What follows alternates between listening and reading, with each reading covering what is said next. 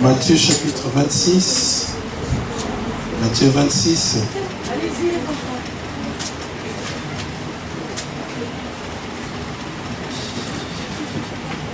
À partir du verset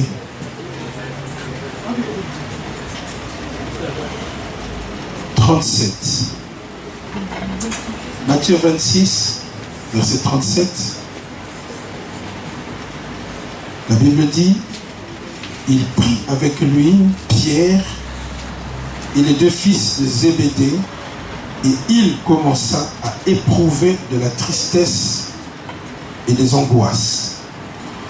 Il leur dit, mon âme est triste jusqu'à la mort. Restez ici et veillez avec moi. Puis, ayant fait quelques pas en avant, il se jeta sur sa face et pria ainsi. Mon Père, s'il est possible que cette coupe s'éloigne de moi, toutefois, non pas ce que je veux, mais ce que tu veux. Et il vint vers les disciples qu'il trouva endormis. Et il dit à Pierre, vous n'avez donc pu veiller 1 heure avec moi. Veillez et priez, afin que vous ne tombiez pas dans la tentation. L'esprit est bien disposé, mais la chair est faible. Amen. Notre deuxième texte. Nous allons lire encore dans Matthieu chapitre 18. Matthieu 18, verset 19. Tout le monde a trouvé? Matthieu 18, verset 19, lisons ensemble. Je vous dis encore que si 2 d'entre vous s'accordent sur la terre pour demander une chose quelconque, elle leur sera accordée par mon Père qui est dans les cieux. Amen. Alors notre troisième texte, c'est dans 2 Chroniques. 2 Chroniques chapitre 20.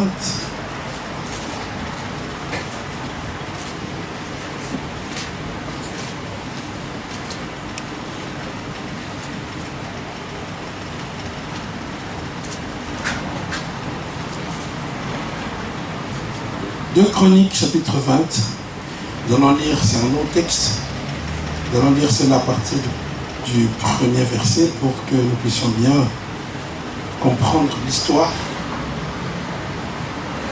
Et je présume que vous avez déjà lu ce texte, en tout cas, je vous le souhaite.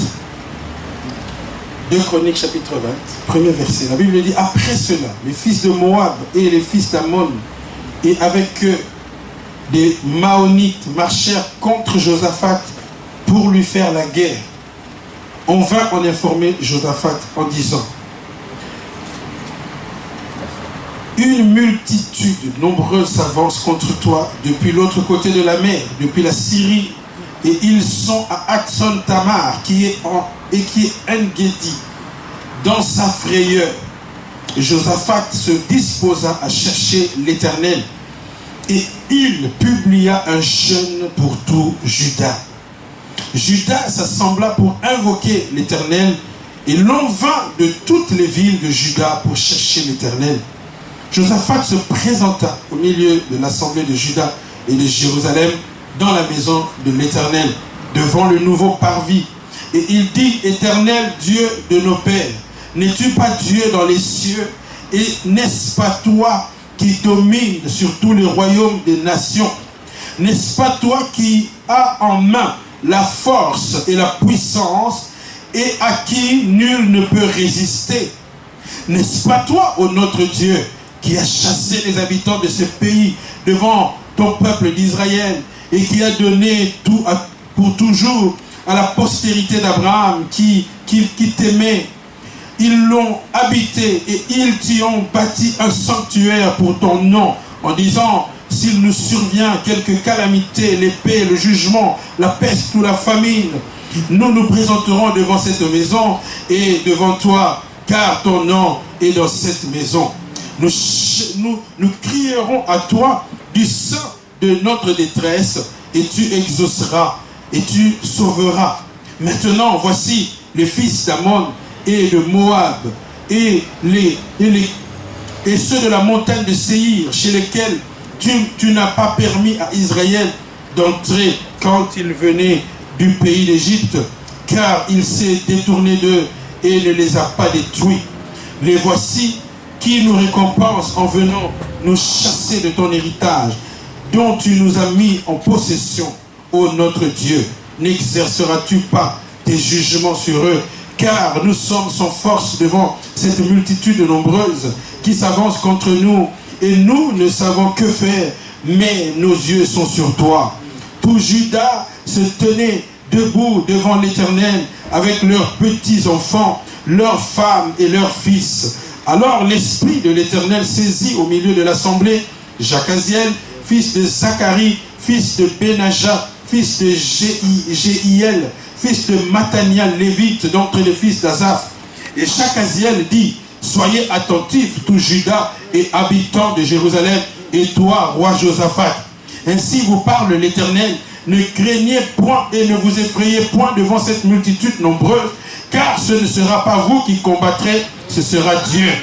Demain, descendez contre eux, ils vont monter par la colline de Tzit, et vous les trouverez à l'extrémité de la vallée en face du désert de Jéruel. Vous n'aurez pas à combattre en cette affaire. Présentez-vous, tenez-vous là, et vous verrez la délivrance que l'Éternel vous accordera. Juda et Jérusalem, ne craignez point et ne vous effrayez point. Demain, sortez à leur rencontre et l'Éternel sera avec vous. Amen. Amen. Bien-aimés, ce matin, nous voulons continuer l'enseignement que nous avions commencé sur la prière. Et aujourd'hui, nous voulons parler d'un autre aspect de la prière d'ensemble. La prière d'ensemble. Dis à votre voisin, la prière d'ensemble. Bien-aimé, la Bible dit, faites toutes sortes de prières. Ça veut dire qu'il n'y a pas qu'une seule sorte de prière. Il y a plusieurs sortes de prières. Il y a des moments, il y a certains problèmes qui ne marchent qu'avec une certaine sorte spécifique de prière. N'est-ce pas que Jésus a donné ce principe lorsque les disciples, après qu'ils aient été priés pour un enfant et qu'ils aient échoué, ils ont posé la question au Seigneur, au Maître. Il leur dit, pourquoi avons-nous échoué? Comment n'avons-nous pas pu délivrer? Et comment n'avons-nous pas pu chasser cet esprit qui tourmentait cet enfant? Alors, Jésus leur a dit, cette sorte de prière ne sortent que par, cette sorte de démons plutôt, ne sortent que par le jeûne et par la prière. Donc ça veut dire que par rapport aux problèmes qu'ils affrontaient, ils avaient choisi la mauvaise stratégie. Parmi plusieurs stratégies, il faut choisir la bonne. Amen, amen. Donc il y a certains problèmes qui méritent une réponse spécifique. Et c'est pour cela qu'il est intéressant, bien-aimés, que nous puissions comprendre toutes les sortes de prières. Il faut que tu maîtrises plusieurs sortes de prières. Parce que le diable aussi va multiplier les stratégies. S'il n'arrive pas à t'avoir par un tel moyen, il va changer. Il va t'avoir par une autre façon. Et toi aussi, tu dois changer ta façon de prier. Dites-moi un bon amen. Amen. Bien-aimés, nous parlons de la prière d'ensemble. Parce que beaucoup de gens pensent qu'ils peuvent rester seuls à la maison. Certaines personnes pensent qu'ils peuvent rester seuls à la maison, qui n'ont besoin de personne. Et aujourd'hui, beaucoup ont même créé leurs propres églises, l'église virtuelle, l'église sur le net, parce qu'ils ne veulent pas se frotter à vous. Ils veulent rester seuls, chez eux à la maison, parce que soi-disant, les rassemblements, surtout quand j'entends les Africains, les Congolais parler des églises, ils disent toujours, ah, les églises des Congolais, il y a trop de problèmes, il y a trop de disputes, alors c'est mieux de rester à la maison. Je peux suivre mon culte tranquillement à la maison. C'est pas mauvais, c'est bien, mais sache que tu vas rater une sorte de prière, la prière d'ensemble. Il va te manquer une puissance, il va te manquer un atout précieux, la prière en groupe. Bien aimé, la prière en groupe a une efficacité. Il y a certains combats que tu ne pourras pas remporter seul. Il y a d'autres problèmes que tu ne pourras pas solutionner tout seul. Tu as besoin d'une équipe. Dis à ton voisin, nous avons besoin d'une équipe. Il y a des moments, voyez-vous, Jésus lui-même, le Fils de Dieu, Il avait besoin d'une équipe de prière. Par rapport au baptême, on dit que dans les cours de baptême, dans les études bibliques que nous faisons, il est écrit quelque part dans un syllabus que si Jésus lui-même, le Fils de Dieu, a dû se faire baptiser, à combien plus forte raison nous, qui sommes des pécheurs, des enfants nés dans la malédiction, n'avons-nous pas besoin de nous faire baptiser? Amen. Bon, dans le même ordre d'idée, si Jésus lui-même, le roi des rois, le Seigneur des seigneurs, avait besoin d'une équipe pour prier,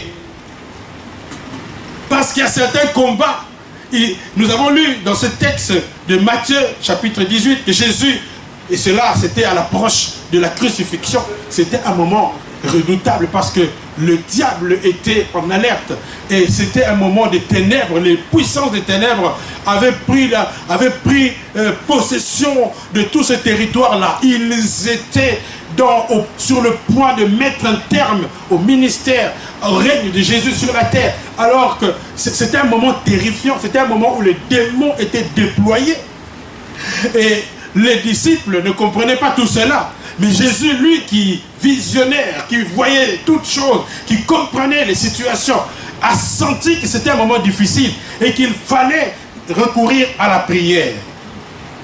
Il a invité ses disciples à la montagne. Ils sont allés dans ce lieu qu'on appelle Gethsemane.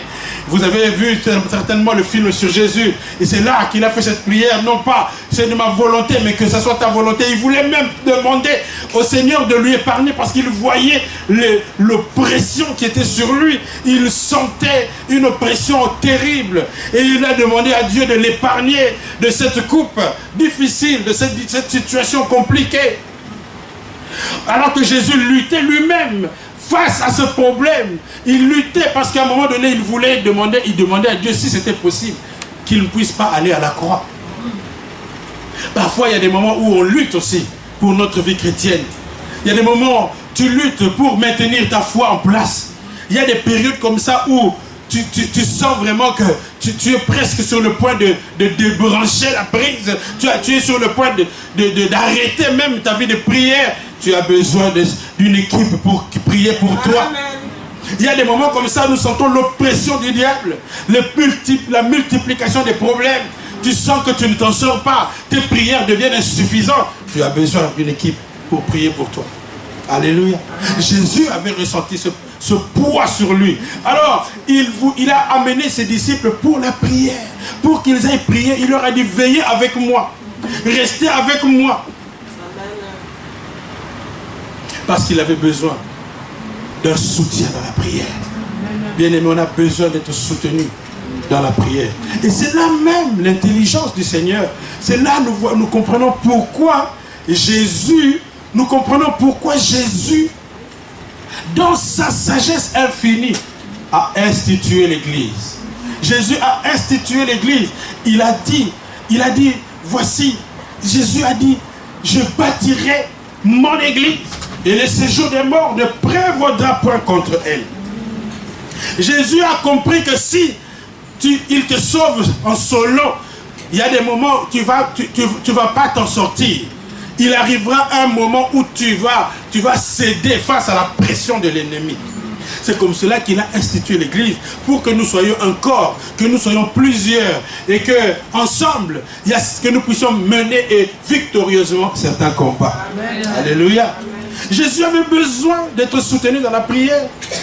Et ceci, c'est pour vraiment enfoncer le clou pour que nous puissions comprendre l'importance de l'équipe, l'importance de l'église, l'importance d'être ensemble, l'importance de prier parfois en groupe. C'est vrai que Dieu entend ta prière quand tu fermes ta chambre et que tu es seul. Parfois, c'est des bons moments aussi, on a besoin de prier seul. Mais il y a des moments où on a besoin de prier avec les autres. On a besoin de la prière d'ensemble, bien-aimés. Jésus a invité ses disciples pour qu'ils aillent prier à la montagne. Mais lorsqu'ils sont arrivés à la montagne, pendant que Jésus priait, Pierre a commencé à ronfler. Les disciples ont commencé à s'endormir. Et Jésus leur fait le reproche. Vous n'avez pas pu veiller avec moi 1 heure. Donc Jésus avait besoin de leur soutien. Et il a remarqué que, il y avait un vide à Kortenberg. Jésus a remarqué que d'un certain côté de la salle du culte, l'onction ne coule pas parce qu'ils sont en train de dormir. Bien-aimés, on a besoin. Nous, et là aussi, je voudrais attirer notre attention sur la responsabilité. Donc, ceci, c'est pour dire que chacun de nous est responsable. Donc, si toi, tu te relâches dans la prière, tu es en train de créer un vide dans le royaume de Dieu. Donc, si toi, tu arrêtes de prier, tu es en train de faciliter la tâche du diable. Si toi, et dans la Bible, il est écrit que celui qui fait son ministère avec négligence est frère de celui qui détruit. Quand toi, tu arrêtes de prier, bien-aimé, tu facilites les sorciers. Donc, Jésus leur fait le reproche en disant que pourquoi vous avez arrêté de prier? Parce que le diable est en train d'attaquer et vous arrêtez de prier. Vous me laissez seul. Bien-aimé, il y a certains combats qu'on ne peut pas mener seul. Il y a certaines prières qui sont efficaces quand nous sommes à plusieurs. Et c'est un grand principe de la parole de Dieu. Si vous lisez dans Matthieu chapitre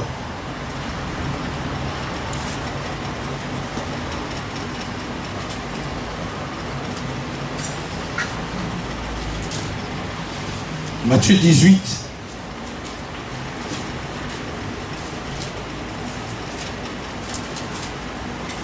verset 19. Nous avons lu ça, n'est-ce pas? Je vous dis encore, si deux d'entre vous s'accordent pour demander quoi que ce soit, cela leur sera accordé par mon Père dans les cieux. Qu'est-ce que cela veut dire, bien-aimé? Est-ce que cela veut dire que si tu pries tout seul, Dieu n'est pas capable de t'entendre? Est-ce que ça veut dire que si tu pries seul, Dieu n'est pas capable de répondre à cette prière-là? Non, Dieu est capable. Mais le problème, c'est que il y a une opposition parfois par rapport à nos prières. Dans certains cas, il est strictement important et nécessaire que nous nous mettions à plusieurs pour renverser cette opposition-là. Donc ce n'est pas que prier seul est insuffisant, mais ça veut dire qu'il y a certains cas où l'opposition est telle que seuls nous sommes incapables et nous devons nous mettre à plusieurs pour pouvoir inverser la tendance. C'est pour cela que dit, si deux personnes s'accordent, ceci nous amène à comprendre que à certains moments donnés, il faut constituer un groupe de prière. Ceci, c'est pour dire aussi que monsieur et madame, papa et maman à la maison, dans certains cas, dans certains combats, il est préférable que papa et maman se mettent ensemble pour invoquer l'Éternel par rapport à cette situation.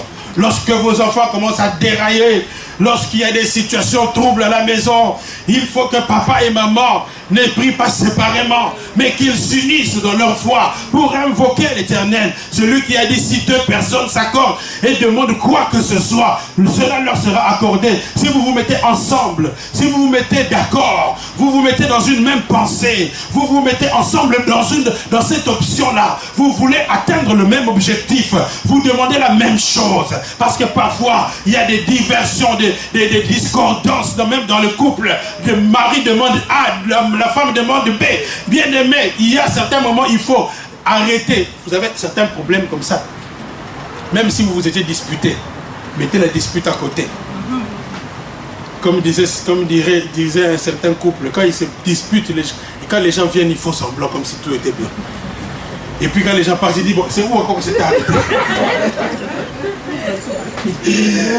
Alléluia. Bien aimé, à certains moments, vous mettez vos querelles de côté parce que vous avez un ennemi commun. Mettez vos divergences de côté. Je vais vous raconter une histoire. Un jour, j'étais fâché avec ma femme.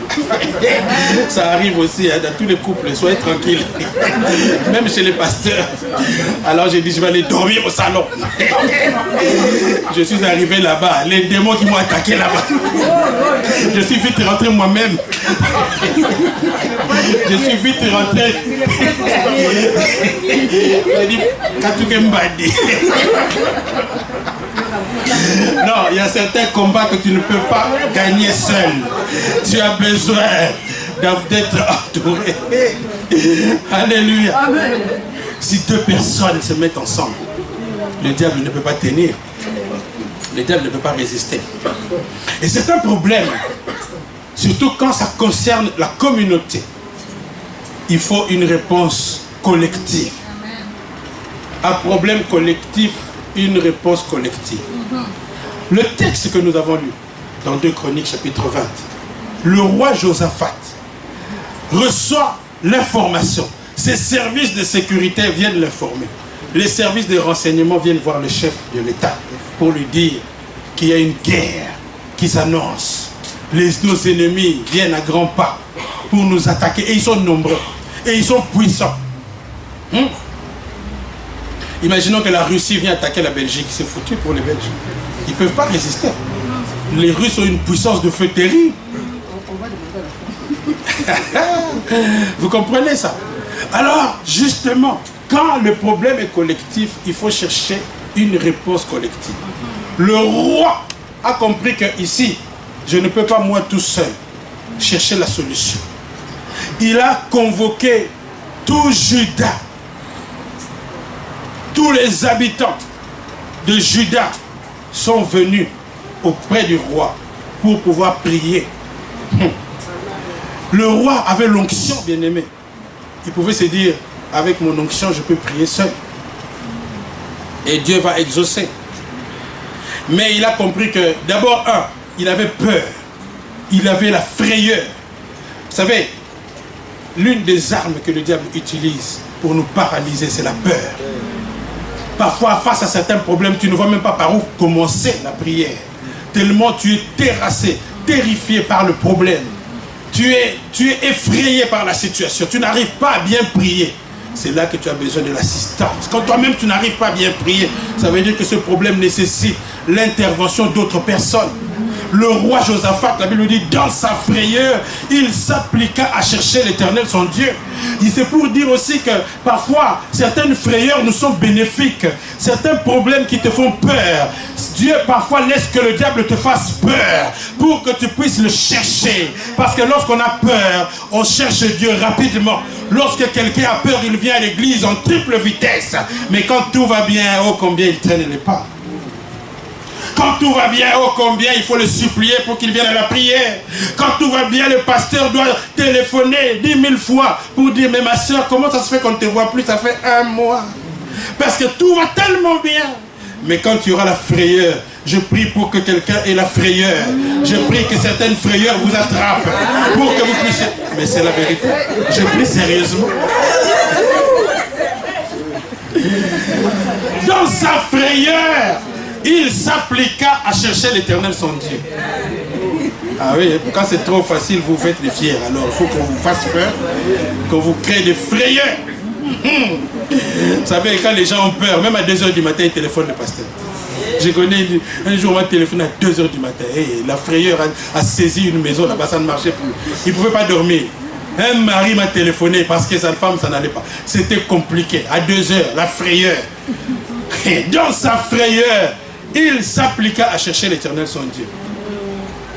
Vous savez, Dieu, c'est comment nous rattraper.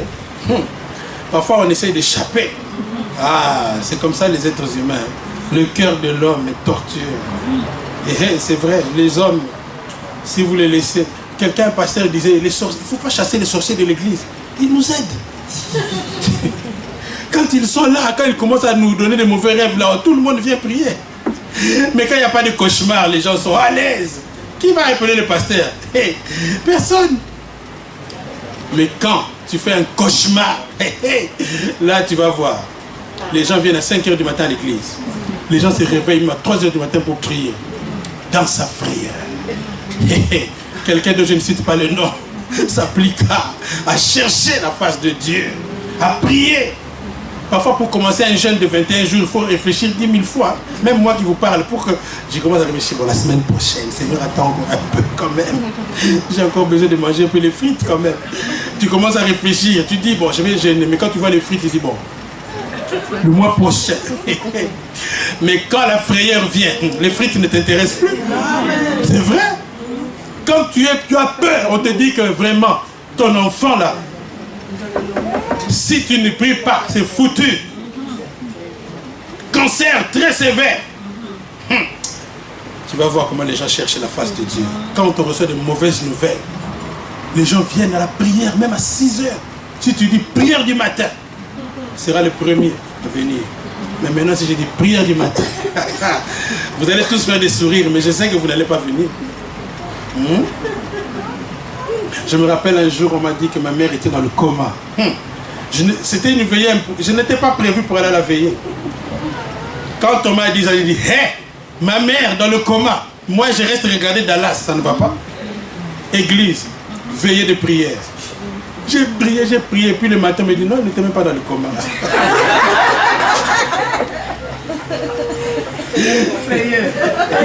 Dans sa frayeur. Hé, bien-aimé, quand il y a des frayeurs, ne reste pas tranquille chez toi, cherche. Même Josaphat a dit ici que je ne suis plus le roi, je cherche. Venez m'aider. Vous savez, parce que les pasteurs ont une fierté pastorale. Pour qu'un pasteur te demande de prier pour lui, tu peux danser sur ta tête, ça ne viendra pas. Mais s'il est dans sa frayeur et qu'il n'y a pas d'autre pasteur, il va te demander, mon frère, viens s'il te plaît. Et d'ailleurs, je ne vois même pas pourquoi on fait ces fiers-là. Ça n'a pas de sens. On a besoin les uns des autres. Même Moïse, tout Moïse qu'il était, regardez, à un moment donné, il se fatigue. Pendant que Josué est dans la vallée en train de combattre, Moïse est fatigué, ses mains sont fatiguées. Mais il faut que Moïse ait les mains levées pour que Josué gagne la bataille. Chaque fois que Moïse baissait les bras, Josué commençait à perdre dans la vallée. Alors, Aaron et Hur ont compris que non, non, non, si nous laissons ce monsieur comme ça, notre peuple va perdre. Alors ils se sont décidés de soutenir les bras de Moïse. Vous voyez l'importance d'être en groupe, ensemble. Aaron et Hur ont soutenu les mains de Moïse. Et comme ils ont maintenu les mains de Moïse en prière, alors Josué a gagné la bataille. Bien-aimé, il y a des prières comme ça qu'il faut faire ensemble, à plusieurs. Josaphat a convoqué tout le peuple. Et la Bible dit qu'ils sont venus même avec les petits-enfants. Il y a certains problèmes là quand ça commence. Même les enfants, vous les mettez en jeûne. Et c'est vrai, dans la Bible, on a même fait jeûner des bébés. Donc, Ethan Melek, Ryan Melek, là, tu lui prives, tu lui sautes un biberon. On va t'accuser par les assistantes sociales. Pourquoi? Parce que c'était un problème dangereux. Le peuple tout entier était en danger. Oh, je voudrais inviter certaines familles à organiser des prières de famille. Vous appelez les frères qui sont aux États-Unis, au Congo, vous dites voilà, nous allons jeûner pour la famille. Parce que le danger est collectif. La malédiction, là, ça nous concerne tous.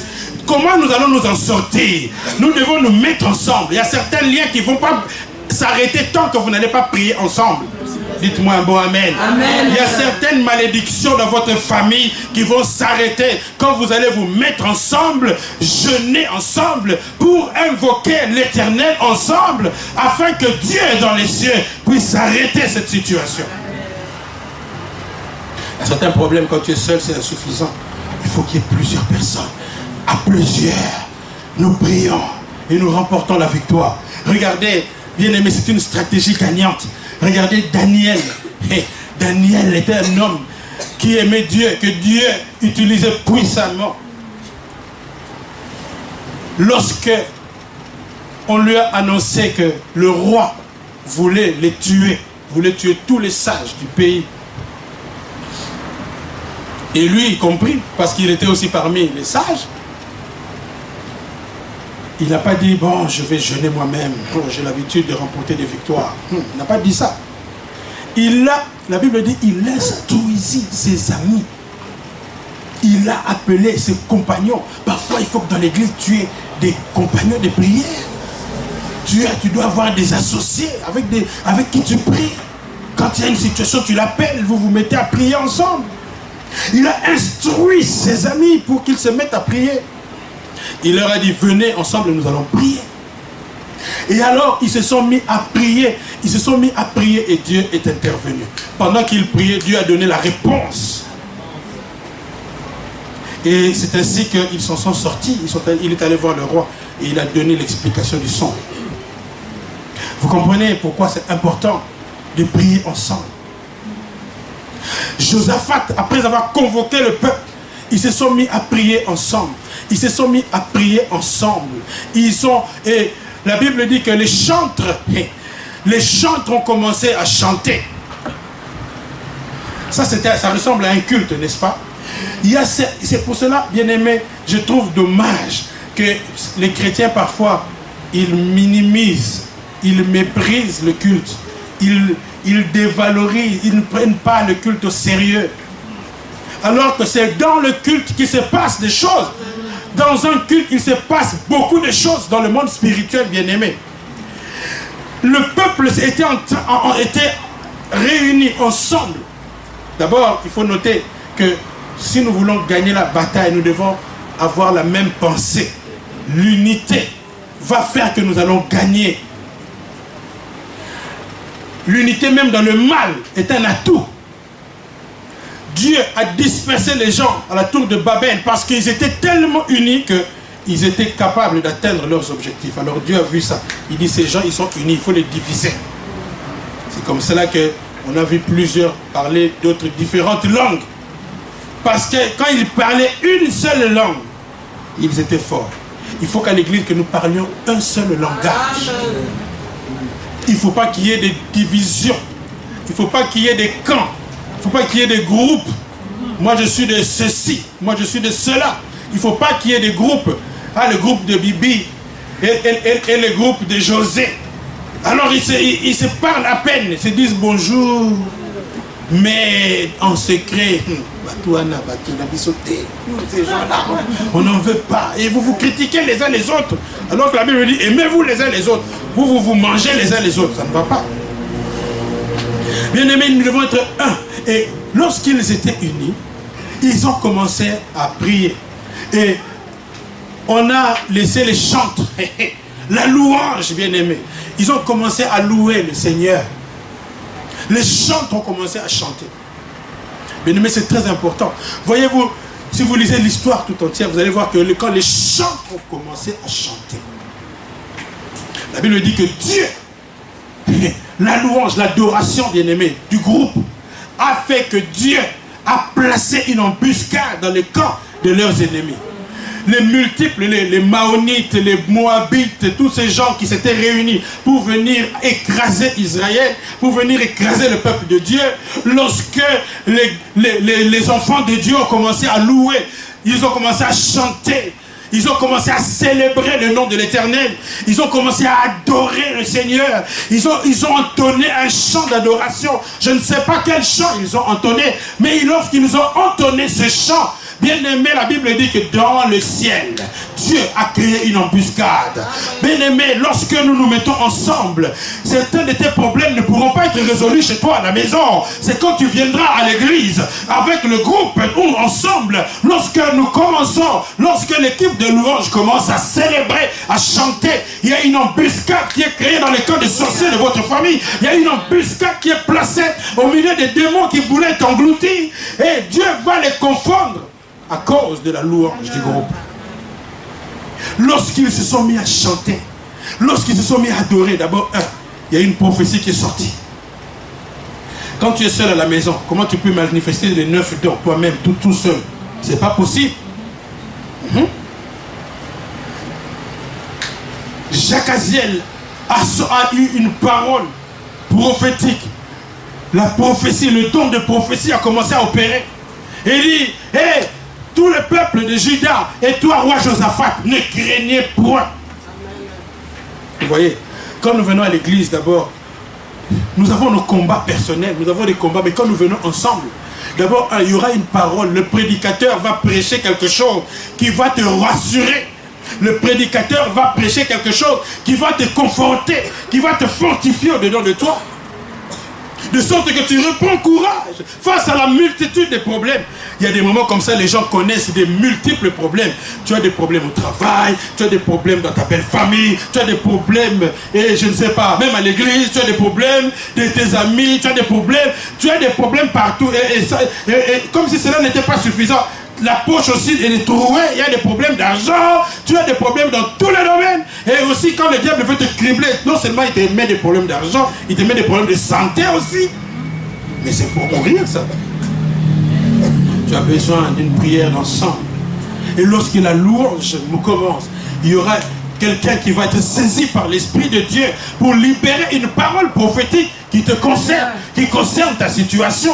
Et ça va te rassurer, ça va te mettre en confiance pour pouvoir encore aller de l'avant dans ce combat. Vous voyez, quand le diable crée la peur, tu es déjà dépouillé de tous tes moyens. Quand tu as peur, le diable travaille d'abord avec la peur pour te couper de tous tes moyens. Josaphat avait peur, mais il a convoqué le peuple pour prier. Quand la parole prophétique est sortie, la peur est partie. Josaphat était revigoré par cette parole prophétique. Il a repris confiance. Alléluia. Amen. On a besoin de la prière d'ensemble, bien-aimés. Dans la prière d'ensemble, l'un va avoir une parole prophétique, l'autre va avoir une parole de connaissance. Quelqu'un va venir avoir un discernement. Alléluia. C'est formidable de prier à plusieurs. Amen, amen. Quand vous avez des problèmes dans votre famille, vous avez une situation qui menace votre famille, mettez-vous ensemble et programmez un temps de prière de famille où tous les membres de la famille sont réunis. Tu convoques même les neveux. Même s'il n'y a pas beaucoup de gens qui prient dans votre famille, ce n'est pas grave. Les 2-3 personnes qui prient peuvent faire la différence. Vous qui priez dans la famille, même ceux qui ne prient pas, s'ils peuvent venir, invitez-les. Même s'ils vont tourner les pouces, ils ne savent pas quoi dire, ce n'est pas grave. Mais qu'ils soient là pour que Dieu voie votre famille. Dites un beau amen. Et quand vous allez commencer à prier comme ça, il y aura une embuscade dans les camps des sorciers qui voulaient vous exterminer. Alléluia. La prière d'ensemble a une grande efficacité, bien-aimé. Josaphat a réussi. Et quand ils se sont mis à prier ainsi, la parole prophétique est sortie. Dieu a créé une embuscade dans les camps de leurs ennemis. Qu'est-ce qui s'est passé? Les ennemis qui étaient venus pour les attaquer ont commencé à se battre entre eux. Ils ont commencé à s'entretuer. Dieu va créer la confusion dans les camps de tes ennemis. Amen. Quand tu vas te mettre, vous allez vous mettre ensemble. Dieu va semer la confusion dans les camps de vos ennemis. Il y a une puissance dans la prière de groupe. C'est pour cela que Jésus a grondé les disciples en disant, mais pourquoi vous avez arrêté de prier? Pourquoi vous avez arrêté de venir à la prière de la semaine? Parce que vous êtes en train de faciliter le travail du diable. Vous êtes en train de réduire la puissance de Dieu. Vous empêchez que Dieu puisse intervenir efficacement. Et la Bible dit que ce jour-là, la victoire était grande.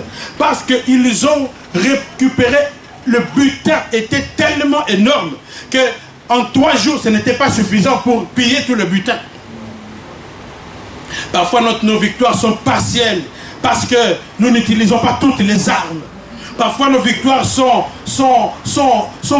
temporaires, tout simplement parce que nous n'avons pas utilisé la bonne stratégie. Et ce jour-là, parce que le peuple tout entier, même les petits-enfants étaient là, même les bébés étaient venus à l'église ce jour-là pour prier pour cette situation. La Bible dit que leur victoire était grande. Ils ont pillé le butin. La Bible dit que c'était tellement trop que ils n'ont même pas réussi à tout prendre. Ils ont pris trop. Donc ça veut dire que quand nous allons prier comme ça ensemble, nous allons tellement récupérer des choses. Tu vas récupérer la santé de tes parents. Tu vas récupérer les affaires de votre famille. Tu vas les récupérer dans la prière. Tu vas récupérer les choses qui avaient été volées par le diable dans votre famille. Tu vas récupérer les âmes que le diable avait déroutées dans l'église. Si nous nous mettons ensemble, nous allons récupérer beaucoup de choses. Nous allons pouvoir mettre le diable KO et notre victoire sera tellement grande. La victoire sera définitive dans certains domaines. Et la Bible dit, j'ai aimé ce que la Bible dit, après qu'ils aient fait tout ça, la Bible dit que Dieu donna du repos à Josaphat de tous les côtés. Oh, parfois Dieu veut nous donner le repos de tous les côtés. Mais c'est nous-mêmes qui freinons. Parce que nous ne voulons pas venir. Nous ne voulons pas nous mettre ensemble à cause de la paresse, à cause de la distraction. Nous préférons rester, regarder les matchs de la Coupe du Monde, plutôt que de venir à la prière le vendredi soir. Nous préférons regarder Ronaldo, qui lui est en train de réunir des millions, et toi tu ne gagnes rien, mais tu es en train d'enrichir des gens. Au lieu de venir pour récupérer ton butin dans la prière, tu es en train d'enrichir d'autres personnes.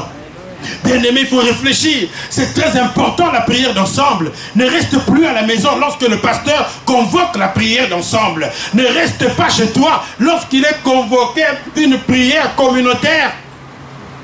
Tu n'as pas dit amen.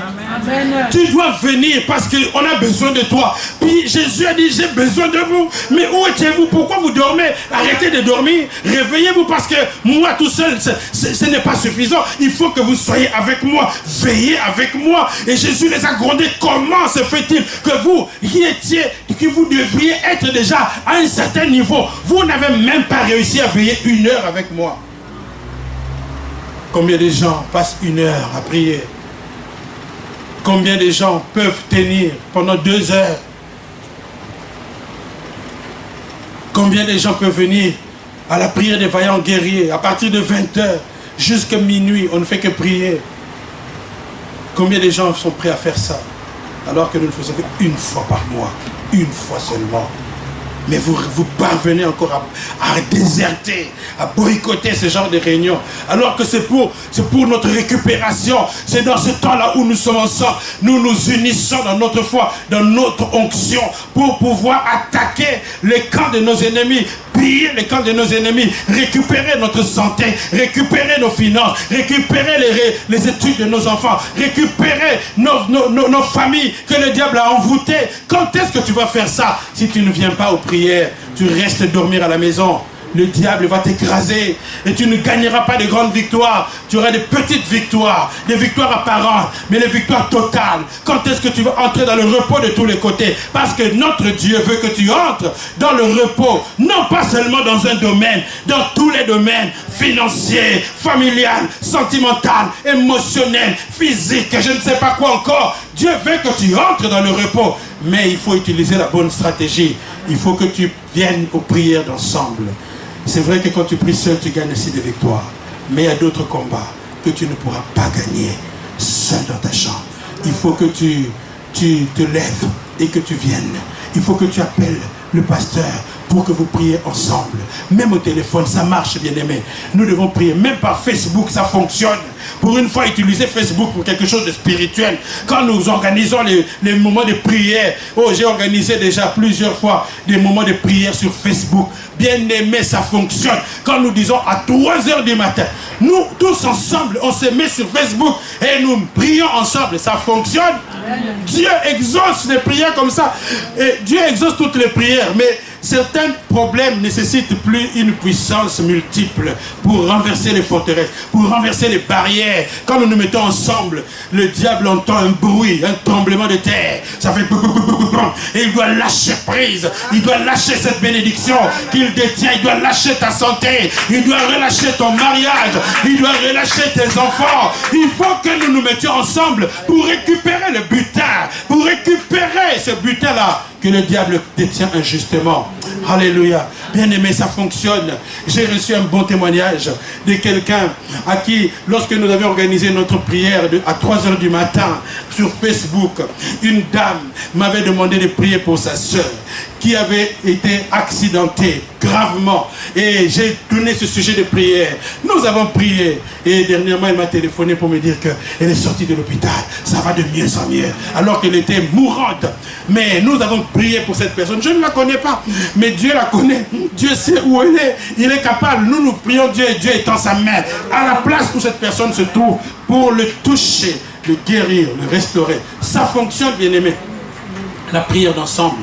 C'est pour cela, n'hésitez pas de venir lorsque il est convoqué des prières à l'église. C'est pour que nous renforcer notre puissance, pour venir. Et parfois, nous devons prier les uns pour les autres. Parfois, je peux même demander, alors nous allons nous mettre à 2 maintenant, 2 à 2. Chacun va prier pour l'autre. Et nous allons faire ça tout à l'heure. Alléluia. Nous allons prier pour les autres. Tu vas prier pour quelqu'un aujourd'hui parce que ça fonctionne. Et je voudrais même, si vous avez, je vais vous demander un petit exercice. Écrivez sur un petit bout de papier votre sujet de prière. N'écrivez pas votre nom. Et nous allons tous nous mettre ensemble autour de ce sujet-là. Et si le diable ne lâche pas, en tout cas, alors Dieu n'est plus Dieu. Mais il doit lâcher, parce que quand nous nous mettons ensemble, si 2 ou 3 se mettent ensemble, Dieu dans les cieux doit nous exaucer. Que le Seigneur vous bénisse. Alléluia. Gloire à Dieu. Alors nous allons prier maintenant.